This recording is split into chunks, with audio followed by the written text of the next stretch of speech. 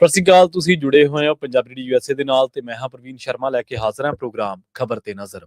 ਖਬਰ ਤੇ ਨਜ਼ਰ ਪ੍ਰੋਗਰਾਮ ਦੇ ਵਿੱਚ ਕੀ ਅਹਿਮ ਤੇ ਕੀ ਖਾਸ ਖਬਰਾਂ ਨੂੰ ਲੈ ਕੇ ਚਰਚਾ ਕਰਨ ਦੇ ਲਈ ਜੁੜ ਚੁੱਕੇ ਨੇ ਪੰਜਾਬ ਤੋਂ ਸੀਨੀਅਰ ਪੱਤਰਕਾਰ, ਉੱਘੇ ਲੇਖਕ ਅਤੇ ਸਰਗਰਮ ਸਮਾਜਿਕ ਕਾਰਕੁਨ ਦੀਪਕ ਸ਼ਰਮਾ ਚਨਾਰਥਲ ਜੀ। ਸ਼ਰਮਾ ਜੀ, ਸਤਿ ਸ਼੍ਰੀ ਅਕਾਲ, ਸਵਾਗਤ ਹੈ ਜੀ। ਸਤਿ ਸ਼੍ਰੀ ਅਕਾਲ ਪ੍ਰਵੀਨ ਜੀ, ਸਾਰੇ ਦਰਸ਼ਕਾਂ ਨੂੰ ਸਰੋਤਿਆਂ ਨੂੰ ਪਿਆਰ ਭਰੀ ਸਤਿ ਸਤਿ ਸ਼੍ਰੀ ਅਕਾਲ ਜੀ। ਪ੍ਰੋਗਰਾਮ ਦੇ ਵਿੱਚ ਅੱਗੇ ਵਧਣ ਤੋਂ ਪਹਿਲਾਂ ਧੰਨਵਾਦ ਕਰਦੇ ਚਲੇ ਸਪਾਂਸਰਸ ਦਾ ਜਿਹੜੇ ਜ਼ਰੀਆ ਬਣਦੇ ਨੇ ਇਹਨਾਂ ਪ੍ਰੋਗਰਾਮਾਂ ਨੂੰ ਤੁਹਾਡੇ ਤੱਕ ਪਹੁੰਚਾਉਣ ਦੇ ਲਈ। ਖਾਲਸਾ ਇੰਸ਼ੋਰੈਂਸ ਏਜੰਸੀ ਵਾਲੇ, ਜਿਨ੍ਹਾਂ ਤੋਂ ਤੁਸੀਂ ਹਰ ਤਰੀਕੇ ਦੀ ਇੰਸ਼ੋਰੈਂਸ ਲੈ ਸਕਦੇ ਹੋ। ਇੰਸ਼ੋਰੈਂਸ ਬਾਰੇ ਪਤਾ ਕਰਨ ਦੇ ਲਈ ਇਹਨਾਂ ਦਾ ਨੰਬਰ ਹੈ 468-272-2500। ਇਹ 1992 ਤੋਂ ਲਗਾਤਾਰ ਇੰਸ਼ੋਰੈਂਸ ਬਿਜ਼ਨਸ ਦੇ ਵਿੱਚ ਸ਼ਾਨਦਾਰ ਸੇਵਾਵਾਂ ਦੇ ਰਹੇ ਨੇ ਤੇ ਅਮਰੀਕਾ ਭਰ ਦੇ ਵਿੱਚ ਇੰਸ਼ੋਰੈਂਸ ਕਰਦੇ ਨੇ। ਓਬਾਮਾ ਕੇਅਰ, ਮੈਡੀਕੇਅਰ ਜਾਂ ਫਿਰ ਕਵਰਡ ਕੈਲੀਫੋਰਨੀਆ ਬਾਬਤ ਪਾਲਿਸੀ ਕਰਵਾਉਣ ਦੇ ਲਈ, ਸਲਾਹ ਲੈਣ ਦੇ ਲਈ ਅੱਜ ਹੀ ਕਾਲ ਕਰੋ 468-272-2500 ਤੇ। ਟਰਕੀਅਨ ਇਮੀਗ੍ਰੇਸ਼ਨ ਲਾ ਫਰਮ ਵਾਲੇ ਜੇ ਟਰਕੀਅਨਾ, ਟੋਨੀ ਟਰਕੀਅਨਾ ਦੇ ਨਾਲ ਤੁਸੀਂ US ਇਮੀਗ੍ਰੇਸ਼ਨ ਬਾਬਤ ਕੋਈ ਵੀ ਸਲਾਹ ਕਰਨੀ ਹੈ ਤੇ ਇਹਨਾਂ ਦਾ ਨੰਬਰ ਹੈ 4159090503। Gurdeep Singh Birdi Clovis, Mandeep Singh San Jose, Omkar Singh Fresno, Gurnam Singh Antelope, Jarnail Singh Seattle, Mandeep Dhillon Yuba City ਤੇ ਲਾਲੀ ਸਿੰਘ ਗਰੇਵਾਲ ਫਰੀਮੌਂਟ ਤੋਂ। ਇਹਨਾਂ ਸਾਰੇ ਹੀ ਸਪਾਂਸਰਸ ਦਾ ਬਹੁਤ ਬਹੁਤ ਧੰਨਵਾਦ। ਤੇ ਜੇਕਰ ਤੁਸੀਂ ਵੀ ਪੰਜਾਬੀ USA ਦੇ ਇਹਨਾਂ ਪ੍ਰੋਗਰਾਮਾਂ ਨੂੰ ਸਪਾਂਸਰ ਕਰਨਾ ਚਾਹੁੰਦੇ ਹੋ ਤਾਂ ਸਟੂਡੀਓ ਦਾ ਨੰਬਰ ਹੈ 468-272-5200। ਅੱਜ ਦਾ ਇਹ ਖਬਰ ਤੇ ਨਜ਼ਰ ਪ੍ਰੋਗਰਾਮ ਸਾਲ 2026 ਦੀ 6 ਮਈ ਦਾ ਪ੍ਰੋਗਰਾਮ ਹੈ ਤੇ ਦਿਨ ਅੱਜ ਬੁੱਧਵਾਰ ਹੈ। ਖਬਰਾਂ ਦੇ ਵੱਲ ਆਈਏ, ਸ਼ੁਰੂਆਤ ਕਰੀਏ। ਮੁੱਖ ਮੰਤਰੀ ਸਾਹਿਬ ਤੋਂ ਅੱਜ ਕੱਲ ਸ਼ੁਕਰਾਨਾ ਕਰ ਰਹੇ ਨੇ, ਸ਼ੁਕਰਾਨਾ ਯਾਤਰਾ ਕਰ ਰਹੇ ਨੇ, ਪਰ ਨਾਲੋਂ ਨਾਲ ਜਿਵੇਂ ਉਹ ਯਾਤਰਾ ਕਰ ਰਹੇ ਨੇ ਲੋਕਾਂ ਦੇ ਸਵਾਲ ਵੀ ਉਵੇਂ ਉਵੇਂ ਉਹਨਾਂ ਦੇ ਨਾਲ ਸਫ਼ਰ ਕਰ ਰਹੇ ਨੇ। ਉਹਨਾਂ ਦੀ ਸ਼ੁਕਰਾਨਾ ਯਾਤਰਾ ਸਿਆਸੀ ਯਾਤਰਾ ਜਾਪਣ ਲੱਗ ਪਈ ਹੈ, ਪ੍ਰਤੀਤ ਹੁੰਦੀ ਹੈ ਤੱਕ ਕਿ ਹੁਣ ਤਾਂ ਪ੍ਰਭਾਵ ਵੀ ਛੱਡਣ ਲੱਗ ਪਈ ਹੈ ਜੀ। ਪ੍ਰਵੀਨ ਜੀ, ਮੁੱਖ ਮੰਤਰੀ ਭਗਵੰਤ ਸਿੰਘ ਮਾਨ ਪੰਜਾਬ ਦੀ ਵਿਧਾਨ ਸਭਾ 'ਚ ਖੜ ਕੇ ਗੱਲ ਕਹਿੰਦੇ ਨੇ ਕਿ ਮੈਨੂੰ ਕਈ ਜਥੇਬੰਦੀਆਂ ਕਹਿ ਰਹੀਆਂ ਸੀ ਤੁਹਾਡਾ ਸਨਮਾਨ ਕਰਨਾ ਹੈ, ਕਈ ਸਿੱਖ ਸ਼ਖਸੀਅਤਾਂ ਕਹਿ ਰਹੀਆਂ ਸੀ ਤੁਹਾਡਾ ਸਨਮਾਨ ਕਰਨਾ। ਮੈਂ ਕਿਹਾ ਨਹੀਂ ਜੀ, ਮੇਰਾ ਕਾਹਦਾ ਸਨਮਾਨ, ਮੈਥੋਂ ਤਾਂ ਗੁਰੂ ਦੀ ਸੇਵਾ ਲੈ ਰਹੀ, ਆਪਾਂ ਤਾਂ ਸ਼ੁਕਰਾਨਾ ਕਰਾਂਗੇ ਜੀ। ਤੋ ਇਸ ਲਈ ਫਿਰ ਕਹਿੰਦੇ ਮੈਂ ਸ਼ੁਕਰਾਨਾ ਯਾਤਰਾ ਉਲੀਕਦੀ ਆ 6 ਤੋਂ 9 ਤਰੀਕ ਤੱਕ ਸ਼ੁਕਰਾਨਾ ਯਾਤਰਾ ਤੇ ਰਹੂੰਗਾ ਮੈਂ। ਠੀਕ ਹੈ। ਜੇ ਗੁਰੂ ਦਾ ਸ਼ੁਕਰਾਨਾ ਕਰਨਾ ਹੋਵੇ ਤਾਂ ਢੋਲ ਵਜਾ ਕੇ ਕਰਨਾ ਪੈਂਦਾ। ਸਹੀ ਹੈ। ਤਾਂ ਤੁਹਾਨੂੰ ਖੁੱਲੀਆਂ ਗੱਡੀਆਂ 'ਚ ਘੁੰਮ ਕੇ ਕਰਨਾ ਪੈਂਦਾ। ਜੇ ਤੁਸੀਂ ਇਹ ਮਾਣ ਗੁਰੂ ਨੂੰ ਦੇਣਾ ਹੁੰਦਾ ਕਿ ਜੀ ਮੇਰੇ ਤੋਂ ਬਹੁਤ ਵੱਡਾ ਕਾਜ ਕਰਾ ਲਿਆ, ਇਹ ਸੇਵਾ ਮੇਰੇ ਲਈ ਖਿਲਵਾਤੀ, ਮੇਰੇ ਹੱਥੋਂ, ਮੇਰੇ ਹਰੇ ਪੈਨ ਤੋਂ ਤੁਸੀਂ ਆ ਕਾਨੂੰਨ ਬਣਾ ਲਿਆ। ਇਹ ਵੱਖਰਾ ਸਵਾਲ ਹੈ ਜੇ ਖੜਾ ਹੈ ਕਿ ਕਾਨੂੰਨ ਕਿੰਨਾ ਵਾਜਬ ਹੈ ਕਿੰਨਾ ਨਹੀਂ, ਉਹ ਚਰਚਾ ਸਿੱਖ ਪੰਥ 'ਚ ਹੈਗੀ ਹੈ। ਪਰ ਜੇ ਮੁੱਖ ਮੰਤਰੀ ਸਾਹਿਬ ਨੂੰ ਇਹ ਲੱਗਦਾ ਹੀ ਸੀ ਤਾਂ ਉਹਦੇ ਨਾਤੇ ਸ਼ੁਕਰਾਨਾ ਕਰਨ ਜਾਣਾ ਸੀ, ਗੱਡੀ ਚੱਕਦੇ, ਸਵੇਰੇ 3 ਵਜੇ ਜਾ ਕੇ ਟੇਕ ਆਉਂਦੇ, 4 ਵਜੇ ਕੇਸਗੜ੍ਹ ਸਾਹਿਬ ਮੱਥਾ। ਜੀ ਬਿਲਕੁਲ। ਉਸੇ ਦਿਨ ਦਰਬਾਰ ਸਾਹਿਬ ਚਲੇ ਜਾਂਦੇ, ਅਮਲਾ ਫਾਲਾ ਵੀ ਨਾ ਲੈ ਕੇ ਜਾਂਦੇ। ਜਾਂਦੇ, ਕੋਈ ਨਹੀਂ ਰੁਕਦਾ ਸੀ, ਚਾਹੇ ਦਮਦਮਾ ਸਾਹਿਬ ਜਾਓ, ਮਸਤੂਆਣਾ ਸਾਹਿਬ ਜਾਓ, ਕਿਤੇ ਵੀ ਜਾਓ, ਦੁਖਨਿਵਾਰਨ ਸਾਹਿਬ ਜਾਓ, ਫਤਿਹਗੜ੍ਹ ਸਾਹਿਬ ਆਓ, ਸਾਰੇ ਕਿਤੇ ਜਾਓ। ਹਾਂਜੀ। ਪਰ ਇਹ ਦੱਸ ਕੇ ਪਾਰਟੀ ਵਾਲਿਆਂ ਨੂੰ, ਵਰਕਰਾਂ ਨੂੰ, ਸਕੂਲਾਂ ਵਾਲਿਆਂ ਨੂੰ, ਜਵਾਕਾਂ ਨੂੰ, ਸਾਰਿਆਂ ਨੂੰ ਦੱਸ ਕੇ ਇਹ ਕਿਹੜਾ ਸ਼ੁਕਰਾਨਾ ਹੁੰਦਾ ਜੀ। ਹਾਂ, ਮੁੱਖ ਮੰਤਰੀ ਸਾਹਿਬ ਨੂੰ ਜਿਹੜਾ ਇੱਕ 3 ਕੁ ਮਹੀਨਿਆਂ ਬਾਅਦ ਹੋ ਜਾਂਦਾ ਕਿ ਬਈ ਕੋਈ ਰੋਡ ਸ਼ੋਅ ਤਾਂ ਕੱਢੇ ਹੀ ਨਹੀਂ। ਇਹ ਉਹ ਕੜੀ ਤਾਂ ਨਹੀਂ ਗਈ ਕਿ ਤੁਸੀਂ 2027 ਲਈ ਰੋਡ ਸ਼ੋਅ ਕਰਨ ਤੁਰੇ ਹੋ। ਹੁਣ ਸਵਾਲ ਇਹ ਤੋਂ ਅੱਗੇ ਦਾ ਖੜਾ ਹੈ ਕਿ ਮੁੱਖ ਮੰਤਰੀ ਸਾਹਿਬ ਨੇ ਜੋ ਸੋਚ ਕੇ ਇਹ ਰੋਡ ਸ਼ੋਅ ਉਲੀਕਿਆ ਕਿ ਨਾਲੇ ਗੁਰੂ ਘਰਾਂ ਦੇ ਦਰਸ਼ਨ ਤੇ ਨਾਲੇ ਵੋਟਾਂ ਪੱਕੀਆਂ, ਸਹੀ ਹੈ, ਉਹਦੇ ਲਈ ਜਿਹੜਾ ਰੋਡ ਸ਼ੋਅ ਉਲੀਕਿਆ ਉਹਦੇ ਲਈ ਸੰਗਤ ਕਿਉਂ ਨਹੀਂ ਆਈ ਜੀ। ਸਹੀ ਹੈ। ਸੰਗਤ ਤਾਂ ਇੱਕ ਪਾਸੇ ਛੱਡੋ, ਵਰਕਰ ਵੀ ਪੂਰੇ ਨਹੀਂ ਆ ਰਹੇ। ਸ਼੍ਰੀ ਅਨੰਦਪੁਰ ਸਾਹਿਬ, ਕੇਸਗੜ੍ਹ ਸਾਹਿਬ ਦੀ ਘੱਟੀ ਤੋਂ ਉਤਰ ਕੇ ਮੁੱਖ ਮੰਤਰੀ ਸਾਹਿਬ ਦਾ ਕਾਫਲਾ ਖੜਾ ਹੈ, ਮੀਡੀਆ ਦੇ ਮਾਈਕ ਹੈਗੇ ਨੇ, ਡਰੋਨ ਸ਼ਾਟ ਲਿਆ ਜਾਂਦਾ ਹੈ, ਉਹ 'ਚ ਨਾਭੀ ਪੱਗਾਂ ਹੀ ਪੱਗਾਂ ਦਿਖਦੀਆਂ। ਠੀਕ ਹੈ ਜੀ। ਸਹੀ ਹੈ। ਪੱਗਾਂ ਇਹਨਾਂ ਦੀ ਸਿਕਿਉਰਿਟੀ ਵਾਲਿਆਂ ਦੀਆਂ ਪੱਗਾਂ ਹੁੰਦੀਆਂ। ਬਿਲਕੁਲ, ਲੋਕ ਭੁੱਲੇ ਥੋੜਾ। ਉੱਥੇ ਤੁਹਾਡੇ MP ਸਾਹਿਬ ਹੈਗੇ ਨੇ, ਉੱਥੇ ਤੁਹਾਡੇ MLA ਵੀ, ਉਹ ਜਿਹੜੇ ਮੰਤਰੀ ਨੇ, ਇਹਦੇ ਵਿੱਚ ਕੋਈ ਮਸਲਾ ਨਹੀਂ ਗਾ ਕਿ ਹਾਂ ਤੁਸੀਂ ਨਹੀਂ ਕਰ ਸਕਦੇ। ਇਹਦਾ ਮਤਲਬ ਇਹ ਨਹੀਂਗਾ ਕਿ ਤੁਸੀਂ ਇਹ ਸ਼ੁਕਰਾਨਾ ਯਾਤਰਾ ਤੇ ਨਹੀਂ ਜਾ ਸਕਦੇ। ਤੋਂ ਪਹਿਲਾਂ ਸਿਆਸੀ ਪਾਰਟੀਆਂ ਦੇ ਨੁਮਾਇੰਦਿਆਂ ਨੇ ਕਈ ਤਰ੍ਹਾਂ ਦੀ ਯਾਤਰਾ ਕੱਢੀਆਂ ਨੇ, ਦੇਸ਼ ਪੱਧਰ ਤੇ ਹੋਵੇ ਚਾਹੇ ਸੂਬਾ ਪੱਧਰ ਤੇ ਹੋਵੇ, ਚਾਹੇ ਅਡਵਾਨੀ ਦੀ ਰੱਥ ਯਾਤਰਾ ਹੋਵੇ ਤੇ ਚਾਹੇ ਰਾਹੁਲ ਗਾਂਧੀ ਦੀ ਉਹ ਪੈਦਲ ਮਾਰਚ ਹੋਵੇ, ਹੈ ਨਾ, ਤੇ ਚਾਹੇ ਉਹ ਤੋਂ ਬਾਅਦ ਮਤਲਬ ਕਿ ਪੰਜਾਬ 'ਚ ਸੁਖਬੀਰ ਬਾਦਲ ਦਾ ਰੋਡ ਸ਼ੋਅ ਹੋਵੇ, ਚਾਹੇ ਤੋਂ ਪਹਿਲਾਂ ਕੈਪਟਨ ਨੇ ਕੱਢਿਆ ਹੋਣ, ਤੇ ਚਾਹੇ ਭਗਵੰਤ ਮਾਨ ਨੇ ਕਿੰਨੇ 300 400 ਮੀਟਰ ਵਾਲੇ ਰੋਡ ਸ਼ੋਅ ਹਰ ਸ਼ਹਿਰਾਂ 'ਚ ਕੱਢੇ ਹੋਣ, ਹੈ ਨਾ। ਉਹ ਇਹਨਾਂ ਦਾ ਤਰੀਕਾ ਹੈ ਜੀ। ਉਸੇ ਤਰੀਕੇ ਨੂੰ ਲੈ ਕੇ ਇਸ ਪਹਿਲੂ ਤੇ ਤੁਰੇ। ਮਤਲਬ ਕੀ ਕਿਸੇ ਨੇ ਸਲਾਹ ਦਿੱਤੀ ਕਿ ਕਿਸੇ ਨੇ ਗੱਲ ਮਨ 'ਚ ਪਾ ਦਿੱਤੀ ਕਿ ਭਗਵੰਤ ਮਾਨ ਜੀ ਜੇ ਤੁਸੀਂ ਇਹ ਕਾਨੂੰਨ ਬਣਾਉਣ ਤੋਂ ਬਾਅਦ ਸੜਕ ਤੇ ਉਤਰੋਗੇ ਤਾਂ ਆਪਾਂ ਨੂੰ ਤਾਂ ਸ਼੍ਰੀ ਅਨੰਦਪੁਰ ਸਾਹਿਬ ਤੋਂ ਲੈ ਕੇ ਅੰਮ੍ਰਿਤਸਰ ਤੱਕ ਸੜਕਾਂ ਦੇ ਦੋਏ ਪਾਸੇ ਰੱਸੀਆਂ ਲਾ ਕੇ ਸੰਗਤ ਰੋਕਣੀ ਪੈਣੀ ਹੈ, ਹੜ ਆ ਜਾਊਗਾ ਜੀ ਸੰਗਤ ਦਾ। ਤਾਂ ਲੋਕ ਤਾਂ ਆਏ ਆ ਜਾਣਗੇ ਜੀ ਤੁਹਾਡੇ ਲਈ। ਠੀਕ ਹੈ, ਮਤਲਬ ਅਨੰਦਪੁਰ ਸਾਹਿਬ ਤੋਂ ਤੁਰੇ ਤਾਂ ਕੀਰਤਪੁਰ ਸਾਹਿਬ ਹੈਗੇ ਸੀ, ਕੀਰਤਪੁਰ ਸਾਹਿਬ ਤੋਂ ਤੁਰੇ ਤਾਂ ਕੁਝ ਵਰਕਰ ਤੁਹਾਡੇ ਭਰਤਗੜ੍ਹ ਖੜੇ ਸੀ, ਕੁਝ ਰੋਪੜ ਖੜੇ ਸੀ, ਫਿਰ ਉਹ ਤੋਂ ਅੱਗੇ ਚਲੋ ਜੀ ਬੰਗਾ ਆ ਗਿਆ ਜੀ, ਨਵਾਂ ਸ਼ਹਿਰ ਆ ਗਿਆ ਜੀ, ਐ ਤਾਂ ਖਟਕੜ ਕਲਾਂ ਵੀ ਆ ਗਿਆ ਜੀ, ਤੇ ਲਓ ਜੀ ਅਸੀਂ ਜੀ ਫਗਵਾੜਾ ਹੁੰਦੇ ਹੋਏ ਜੀ ਪਹੁੰਚ ਗਏ ਜਲੰਧਰ। ਤੁਸੀਂ ਡਿਊਟੀਆਂ ਲਾਈਆਂ ਆਪਣੇ ਵਰਕਰਾਂ ਦੀਆਂ, ਐਮਐਲਏਆਂ ਦੀਆਂ, ਚੇਅਰਮੈਨਾਂ ਦੀਆਂ, ਤੇ ਤਾਂ ਵੀ ਆਪ ਮੁਹਾਰੇ ਸੰਗਤ ਨਹੀਂ ਆਈ। ਔਰ ਜਿੰਨੇ ਜੋਗੇ ਐਮਐਲਏ ਹੈਗੇ ਉਹਨੇ ਵੀ ਉਹ ਨਹੀਂ ਲਿਆ ਸਕੇ। ਮਤਲਬ ਤੁਸੀਂ ਅਰੇਂਜਮੈਂਟ ਵੀ ਕੀਤਾ ਤਾਂ ਵੀ ਅਰੇਂਜਮੈਂਟ ਸਿਰੇ ਨਹੀਂ। ਜੀ ਜੀ ਸਹੀ ਹੈ। ਸੋ ਇਹਦਾ ਅਰਥ ਕੀ ਲਾਈਏ, ਕਿਉਂਕਿ ਇਸ ਬੇਅਦਬੀ ਕਾਨੂੰਨ ਨੂੰ ਲੈ ਕੇ 3 ਧਿਰਾਂ 'ਚ ਵੰਡਿਆ ਹੈ। ਸਹੀ ਹੈ। ਇੱਕ ਧਿਰ ਉਹ ਜਿਹੜੀ ਕਹਿੰਦੀ ਵੀ ਕਮਾਲ ਕਰਤੀ ਕਿ ਬਈ ਇਹ ਤਾਂ ਭਗਵੰਤ ਮਾਨ ਹੀ ਕਰ ਸਕਦਾ ਸੀ, ਹੋਰ ਕਿਸੇ ਦੇ ਬਸ ਦਾ ਰੋਗ ਨਹੀਂ, ਅਸਲੀ ਸਿੱਖ ਤਾਂ ਸਾਨੂੰ ਹੁਣ ਮਿਲਿਆ। ਸਹੀ ਹੈ। ਉਹਨਾਂ ਦੀ ਕਤਾਰ ਦੇ ਵਿੱਚ ਸਮਾਣਾ ਮੋਰਚਾ ਵੀ ਖੜਾ ਸੀ, ਪਰ ਸਮਾਣਾ ਮੋਰਚਾ ਵਾਲੇ ਅਨੰਦਪੁਰ ਸਾਹਿਬ ਤਾਂ ਦਿਖੇ ਨਹੀਂ ਅਜੇ। ਹੋ ਸਕਦਾ ਹੈ ਅੰਮ੍ਰਿਤਸਰ ਸਾਹਿਬ ਦਿਖ ਜਾਣ, ਜਾਂ ਹੋ ਸਕਦਾ ਹੈ ਕਿ ਉਹਨਾਂ ਨੇ ਤੈਅ ਕੀਤਾ ਹੋਵੇ ਜਦੋਂ ਦੁਖਨਿਵਾਰਨ ਸਾਹਿਬ ਪਟਿਆਲੇ ਆਉਣ ਅਸੀਂ ਉਸ ਦਾਇਰੇ 'ਚ ਆਵਾਂਗੇ, ਹੈ ਨਾ। ਜਾਂ ਹੋ ਸਕਦਾ ਕਿ ਇਹ ਕਿਤੇ ਲੱਗਦਾ ਹੋਵੇ ਕਿ ਜਿਹਦੇ ਐਂ ਚਲੇ ਗਏ ਐਂ ਲੱਗੂਗਾ ਕਿ ਪਤਾ ਨਹੀਂ ਮੋਰਚਾ ਵੀ ਉਹਨਾਂ ਨੇ ਲਵਾਇਆ ਸੀ। ਸੋ ਇਸ ਲਈ ਉਹ ਅਜੇ ਉਹ ਵੀ ਨਹੀਂ ਆਏ। ਪਰ ਜਿਸ ਤਰੀਕੇ ਨਾਲ ਇਹ ਪਹਿਲੂ ਹੈਗਾ ਕਿ ਹਾਂ ਮੁੱਖ ਮੰਤਰੀ ਸਾਹਿਬ ਨੂੰ ਲੱਗਦਾ ਕਿ ਇਹਦੇ ਨਾਲ ਮੇਰਾ ਸੁਨੇਹਾ ਜਾਊਗਾ, ਤਾਂ ਉਹਦੇ ਵਿੱਚੋਂ ਇੱਕ ਧਿਰ ਤਾਂ ਉਹ ਹੋ ਗਈ ਜਿਹੜੀ ਇਹਦੇ ਨਾਲ ਸਹਿਮਤ ਹੈ, ਉਹ ਤਾਂ ਵੀ ਖੁੱਲ ਕੇ ਨਾਲ ਨਹੀਂ ਆਈ। ਦੂਜੀ ਧਿਰ ਉਹ ਜਿਹੜੀ ਖੜੀ ਉਹ ਸੁਖਬੀਰ ਬਾਦਲ ਐਸਜੀਪੀਸੀ ਦੇ ਜਥੇਦਾਰ ਸਾਹਿਬਾਨ ਦੇ ਪਾਲੇ 'ਚ ਹੈ ਜੀ। ਉਹਨਾਂ ਨੂੰ ਕਈਆਂ ਨੂੰ ਠੀਕ ਵੀ ਲੱਗ ਰਿਹਾ ਉਹ ਤਾਂ ਵੀ ਉੱਧਰ ਖੜੇ ਨੇ, ਕਈਆਂ ਨੂੰ ਠੀਕ ਨਹੀਂ ਲੱਗ ਰਿਹਾ ਕਾਨੂੰਨ ਤਾਂ ਵੀ ਉੱਧਰ ਖੜੇ ਨੇ, ਕਿਉਂਕਿ ਉਹ ਤਾਂ ਹੈ ਹੀ ਉੱਧਰ ਨੇ। ਆਪਣੀ ਵਿਚਾਰ ਆਪਣੀ ਰਾਏ ਤਾਂ ਬਣਾਉਣੀ ਨਹੀਂ। ਸਹੀ ਹੈ ਕਿ ਜੇ ਅਸੀਂ ਉਹਦੇ ਨਾਲ ਤਾਂ ਉੱਥੇ ਹੀ ਖੜੇ ਆ। ਤੇ ਇੱਕ ਧਿਰ ਉਹ ਹੈ ਜਿਹੜੀ ਬੇਅਦਬੀਆਂ ਦਾ ਇਨਸਾਫ ਚਾਹੁੰਦੀ ਹੈ, ਰਾਜਨੀਤੀ ਨਹੀਂ। ਜਿਹੜੀ ਧਿਰ ਚਾਹੁੰਦੀ ਹੈ ਕਿ ਜੇ ਆਉਣਾ ਸੀ ਤਾਂ ਉਹ 2015 ਵਾਲੇ ਬਹਿਬਲ ਕਲਾਂ ਬਰਗਾੜੀ ਕਾਂਡ ਵਾਲੇ ਦੋਸ਼ੀਆਂ ਨੂੰ ਸਜ਼ਾਵਾਂ ਦਵਾ ਕੇ ਸ਼ੁਕਰਾਨਾ ਯਾਤਰਾ ਤੇ ਨਿਕਲਦੇ ਤੇ ਸੰਗਤ ਤਲੀਆਂ ਵਿਛਾਉਂਦੀ ਕਿ ਤੁਸੀਂ ਕੁਝ ਕਰਕੇ ਆਏ। ਤੁਸੀਂ ਉਸ ਮਸਲੇ ਕੰਨੀ ਤਾਂ ਦੇਖਣ ਵੀ ਨਹੀਂ ਦੇ ਰਹੇ, ਤੇ ਉਹ ਮਸਲਾ ਪੰਜਾਬ ਚੋਂ ਨਿਕਲ ਕੇ ਚੰਡੀਗੜ੍ਹ ਦੀਆਂ ਅਦਾਲਤਾਂ 'ਚ ਆ ਗਿਆ। ਤੁਸੀਂ ਉੱਥੇ ਵੀ ਨਹੀਂ ਕੁਝ ਕਰ ਸਕੇ। ਕੁਬਰ ਵਿਜੇ ਪ੍ਰਤਾਪ ਜਿਹਨੂੰ ਦਿਖਾ ਕੇ ਸਟੇਜਾਂ ਤੇ ਵੋਟਾਂ ਮੰਗਦੇ ਸੀ ਸਿੱਖਾਂ ਦੀਆਂ ਕਿ ਇਹਦੇ ਵਾਲੇ ਕਾਗਜ਼ਾਂ ਨਹੀਂ ਸਜ਼ਾ ਦਵਾ ਦੇਣੀ, ਉਹਦੇ ਕੰਨੀ ਵੀ ਤੁਸੀਂ ਮੂੰਹ ਨਹੀਂ ਕਰ ਰਹੇ। ਤਾਂ ਫਿਰ ਯਕੀਨ ਕਿਵੇਂ ਕਰੇ ਜੀ ਕੌਮ? ਨਹੀਂ ਕਰ ਸਕਦੀ। ਬਿਲਕੁਲ। ਇਸ ਦੋਫਾੜ ਦੇ ਵਿੱਚੋਂ ਹੀ ਇਹਨਾਂ ਨੂੰ ਇਹ ਯਾਤਰਾ ਆਪਣੀ ਸਿਆਸੀ ਲੱਗਦੀ ਹੈ ਕਿ ਜਿੰਨੀਆਂ ਵੋਟਾਂ ਵੀ ਆ ਜਾਣ ਉਹੀ ਪੱਕੀਆਂ, ਕਿਉਂਕਿ ਇਹਨਾਂ ਨੂੰ ਵੀ ਲੱਗਦਾ ਕਿ ਕਿਸਾਨੀ ਜੇ ਬੀਜੇਪੀ ਨੂੰ ਨਹੀਂ ਜਾਣੀ ਤਾਂ ਸਾਨੂੰ ਵੀ ਨਹੀਂ ਪੈਣੀ। ਸਹੀ ਹੈ। ਪਰ ਪੰਜਾਬ ਦੇ ਵਿੱਚ ਜੇ ਮੁੱਦਿਆਂ ਦੀ ਰਾਜਨੀਤੀ ਕਰਾਂਗੇ ਤਾਂ ਘਿਰਾਂਗੇ, ਭਾਵਨਾਵਾਂ ਦੀ ਰਾਜਨੀਤੀ ਕਰਾਂਗੇ ਤਾਂ ਕੁਝ ਸ਼ਾਇਦ ਤਰ ਜਾਣਗੇ। ਭਾਵਨਾਵਾਂ ਦੇ ਸਾਰੇ ਤਰਨ ਦੀ ਯਾਤਰਾ ਹੈ। ਬਿਲਕੁਲ। ਅੱਗੇ ਵੀ ਸ਼ਰਮਾ ਜੀ ਤੁਹਾਨੂੰ ਯਾਦ ਹੋਣਾ ਆਪਾਂ ਇੱਕ ਫੋਟੋ ਦੇ ਉੱਤੇ ਚਰਚਾ ਕੀਤੀ ਸੀ, ਜਿਹੜੇ ਮੁੱਖ ਮੰਤਰੀ ਸਾਹਿਬ ਪ੍ਰਭਾਵਿਤ ਇਹ ਸਿਰਜਰੇ ਸੀ ਵੀ ਮੈਂ ਪਬਲਿਕ 'ਚ ਬੈਠਾ, ਪਰ ਅਸਲ ਦੇ ਵਿੱਚ ਉਸ ਫੋਟੋ ਦੇ ਵਿੱਚ ਪਬਲਿਕ ਦੇ ਨਾਲ ਉਹ ਲਾਲ ਪੱਗਾਂ ਵਾਲੇ ਜ਼ਿਆਦਾ ਬੈਠੇ ਸੀਗੇ। ਬਿਲਕੁਲ। ਜਦੋਂ ਟੂਰਨਾਮੈਂਟ 'ਚ ਪੁਲਿਸ ਵਾਲੇ ਕਹਿੰਦੇ ਇੱਥੇ ਮੈਂ ਤਾਂ ਇੱਥੇ ਬੈਠੂ, ਮੈਂ ਇੱਥੇ। ਹਾਂਜੀ। ਬਿਲਕੁਲ ਜੀ। ਅਗਲੀ ਗੱਲ ਕਰੀਏ ਭਾਜਪਾ ਦੀ। ਕਹਿੰਦੇ ਭਾਜਪਾ ਹੁਣ ਪੰਜਾਬ ਦੇ ਵਿੱਚ ਧਮਾਕੇ ਵੀ ਕਰਾਉਣ ਲੱਗ ਪਈ ਸ਼ਰਮਾ ਜੀ। ਦੇਖੋ, ਭਾਰਤੀ ਜਨਤਾ ਪਾਰਟੀ ਬਾਰੇ ਇੱਕ ਗੱਲ ਬਹੁਤ ਪ੍ਰਚਲਿਤ ਹੈ ਕਿ ਜੀ ਉਹ ਸਿਆਸੀ ਮੈਚ ਜਿੱਤਣ ਲਈ ਕਿਸੇ ਹੱਦ ਤੱਕ ਵੀ ਜਾ ਸਕਦੀ ਹੈ। ਸਹੀ ਹੈ। ਬਿਲਕੁਲ, ਕੋਈ ਸ਼ੱਕ ਨਹੀਂ। ਉਹਦੇ ਵਿੱਚੋਂ ਮਤਲਬ ਕਿਸ ਹੱਦ ਤੱਕ ਉਹਦੇ ਲਈ ਉਹ SIR ਕਰਾ ਸਕਦੀ ਹੈ, ਉਹਦੇ ਲਈ ਉਹ ਵੋਟ ਕਟਾਈ ਕਰਾ ਸਕਦੀ ਹੈ। ਸਹੀ ਹੈ। ਉਹਦੇ ਲਈ ਉਹ ਚੋਣ ਕਮਿਸ਼ਨ ਨੂੰ ਪਾਰਟੀ ਦਾ ਮੈਂਬਰ ਬਣਾ ਕੇ ਪੇਸ਼ ਕਰ ਸਕਦੀ ਹੈ ਕਿ ਤੇਰੇ ਤੇ ਕੋਈ ਕਾਰਵਾਈ ਨਹੀਂ ਹੋਣ ਦਿੰਦੇ, ਤੂੰ ਸਾਡੇ ਹਿਸਾਬ ਨਾਲ ਚੱਲ, ਤੂੰ ਰਿਟਾਇਰ ਵੀ ਹੋ ਜਾਏਗਾ ਤਾਂ ਵੀ ਅਸੀਂ ਕਾਨੂੰਨ ਹੀ ਬਦਲ ਦਿੰਦੇ ਹਾਂ, ਤੇ ਚੋਣ ਦੇ ਵਿੱਚ ਅਸੀਂ ਚੀਫ ਜਸਟਿਸ ਸਾਹਿਬ ਨੂੰ ਬਾਹਰ ਕਰ ਦਿੰਦੇ, ਅਸੀਂ ਆਪੇ ਚੁਣ ਲਿਆ ਕਰਾਂਗੇ। ਸਹੀ ਹੈ।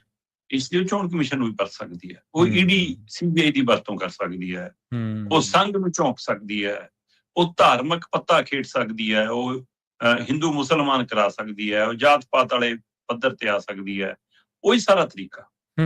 ਪਰ ਕੀ ਰਾਜਨੀਤੀ ਦੀ ਗਿਰਾਵਟ ਇੰਨੀ ਵੀ ਹੋ ਸਕਦੀ ਹੈ ਕਿ ਕੋਈ ਪਾਰਟੀ ਕਿਸੇ ਸੂਬੇ ਚੋਣਾਂ ਜਿੱਤਣ ਲਈ ਆਪ ਹੀ ਦੰਗੇ ਕਰਾ ਦੇਵੇ, ਆਪੇ ਫਸਾਦ ਕਰਾ ਦੇਵੇ, ਆਪੇ ਧਮਾਕੇ ਕਰਾ ਦੇਵੇ? ਸਹੀ ਹੈ।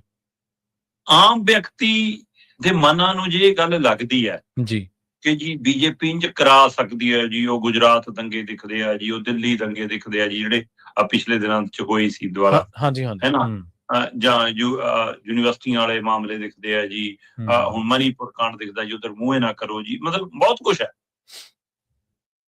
ਇਹ ਸਾਰੇ ਮਸਲੇ ਆਮ ਸਧਾਰਨ ਤੁਸੀਂ ਅਸੀਂ ਤਾਂ ਚਰਚਾ ਕਰੀਏ ਕਿ ਵੀ ਇਹਦੇ ਵਿੱਚ ਉਹ ਤਾਂ ਨਹੀਂ, ਆਹ ਤਾਂ ਨਹੀਂ। ਇੱਕ ਸੂਬੇ ਦਾ ਮੁੱਖ ਮੰਤਰੀ, ਜਿਹੜਾ ਸੂਬੇ ਦਾ ਮੁਖੀ ਹੈ ਜੀ, ਜਿਹੜਾ ਪੰਜਾਬ ਦੀ ਅਗਵਾਈ ਕਰ ਰਿਹਾ ਹੈ, ਉਸ ਨੇ ਹਰ ਗੱਲ ਸੋਚ ਕੇ ਬੋਲਣੀ ਹੁੰਦੀ ਹੈ ਕਿ ਉਹਦੇ ਅਰਥ ਨੇ। ਪੰਜਾਬ 'ਚ ਇੱਕ ਨਹੀਂ, ਦੋ ਨਹੀਂ, ਇੱਕ ਹਫ਼ਤੇ 'ਚ 3 ਧਮਾਕੇ ਹੋਏ ਨੇ। ਸਹੀ ਹੈ। ਚਾਹੇ ਉਹ ਜਲੰਧਰ 'ਚ BSF ਦੇ ਉੱਥੇ, ਤੇ ਚਾਹੇ ਅੰਮ੍ਰਿਤਸਰ ਦੇ ਵਿੱਚ, ਹੈ ਨਾ, ਮਤਲਬ ਉਹ ਫੌਜ ਦੇ ਉਹਦੇ ਹੈੱਡਕੁਆਟਰ ਦੇ ਬਾਹਰ ਉੱਥੇ। ਸੋ ਇਹ ਤੋਂ ਪਹਿਲਾਂ ਰਾਜਪੁਰੇ ਰੇਲਵੇ ਟਰੈਕ ਦੇ ਉੱਤੇ। ਇਹ 3 ਘਟਨਾਵਾਂ ਦੇ ਹਵਾਲੇ ਨਾਲ ਕੱਲ ਮੁੱਖ ਮੰਤਰੀ ਸਾਹਿਬ ਤਖ਼ਤ ਸ੍ਰੀ ਕੇਸਗੜ੍ਹ ਸਾਹਿਬ ਤੋਂ ਜਦੋਂ ਮੱਥਾ ਟੇਕ ਕੇ ਨਿਕਲੇ ਤੇ ਸਵਾਲ ਹੈ, ਇਹ ਤਾਂ ਬੀਜੇਪੀ ਨੇ ਕਰਾਏ।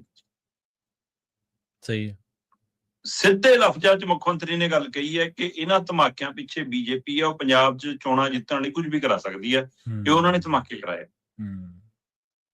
ਵੀ ਜੇ ਮੁੱਖ ਮੰਤਰੀ ਸਾਹਿਬ ਕੋਲ ਇੰਨੀ ਸਟੀਕ ਜਾਣਕਾਰੀ ਹੈ ਜੀ ਤਾਂ ਉਹ ਜਾਣਕਾਰੀ ਖੁਫੀਆ ਏਜੰਸੀਆਂ ਨੇ ਦਿੱਤੀ ਹੈ, ਉਹਨਾਂ ਦੀ ਕਿਸੇ ਅਫਸਰ ਅਧਿਕਾਰੀ ਨੇ ਦਿੱਤੀ ਹੈ, ਸਹੀ ਹੈ, ਉਹਨਾਂ ਨੂੰ ਕੇਂਦਰ ਤੋਂ ਕਿਸੇ ਨੇ ਇਨਪੁਟ ਦਿੱਤੀ ਹੈ।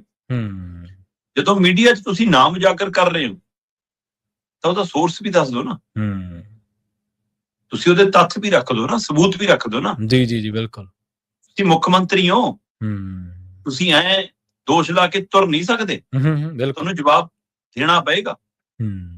ਤੇ ਇਸ ਨੂੰ ਹਥਿਆਰ ਬਣਾ ਰਹੀ ਹੈ ਬੀਜੇਪੀ। ਬੀਜੇਪੀ ਕਹਿੰਦੀ ਸਾਡੇ ਤੇ FIR ਕਰੋ ਫਿਰ ਜੇ ਅਸੀਂ ਬੰਬ ਧਮਾਕੇ ਕਰਾਏ ਨੇ। ਬਿਲਕੁਲ, ਬਿੱਟੂ ਵਰਗੇ ਕਹੀ ਜਾਂਦੇ ਸਾਰੀ ਬੀਜੇਪੀ ਇੱਥੋਂ ਤੱਕ ਕਿ ਕਾਂਗਰਸੀ ਕਾਲੀ ਵੀ ਹਮਲਾਵਰ ਹੋ ਗਏ, ਵੀ ਸਾਨੂੰ ਵੀ ਦੱਸ, ਫਿਰ ਅਸੀਂ ਵੀ ਰੌਲਾ ਪਾਵਾਂਗੇ, ਸਾਨੂੰ ਦੱਸ ਸਕਦੇ ਕਿਹੜੇ ਧਮਾਕੇ ਕਿਵੇਂ ਕਰਾਏ ਨੇ। ਸਹੀ ਹੈ।